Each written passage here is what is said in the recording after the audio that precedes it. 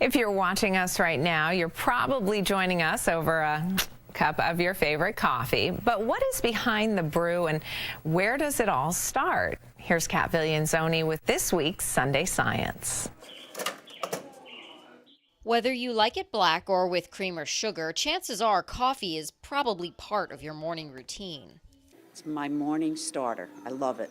Can't start the day without it. I love coffee. It's the only way I get out of bed, honestly. Americans, Europeans, and Japanese drink the most coffee, but many of them likely don't know how the beverage they're drinking starts out, as a cherry-like berry growing on a plant.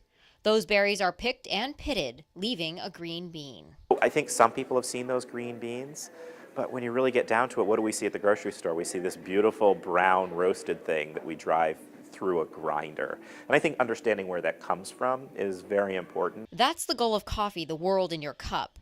It's Echo's newest traveling exhibit, tackling the science behind brewing each cup, as well as the cultural and ecological impacts of the crop on the people who grow it, and even how it ties back to Vermont. We see the wonderful birds like the thrushes that live here in Vermont. They migrate down to Central and Latin America during the winter, and they live in the rainforest. And when you're cutting down the rainforest to put in a coffee grove, there's not a place for the birds to live. Well, the first thing you notice as you walk into the exhibit here is that smell of coffee. And that's coming from this table right here. The black beans are the ones that are roasted, and they're the ones giving off that aroma, whereas these green beans smell more like hay. The second thing you'll notice are all the different coffee sets, loaned to the exhibit by local collectors. But we felt we really wanted to add a little more zing to the exhibit, some great items so our visitors could see how is coffee brewed now, how was it brewed in the past, and how was it roasted. Gaining a better understanding of a staple enjoyed by many.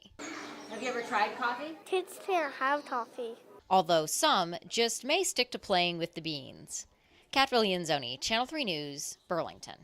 Kids can't have coffee. That's so true. I can remember as a kid, like if there was just a little at the end of the cup, you know, with cream and sugar in there, I'd take a taste. Oh, would you? Oh, yeah, because I just wanted to know. You know, I never liked coffee until I was, oh gosh, probably 20, 21 years old. And even now, I'll only have a cup here and there. It still hasn't, I don't know. Oh, my gosh. Caffeine doesn't do too much for me.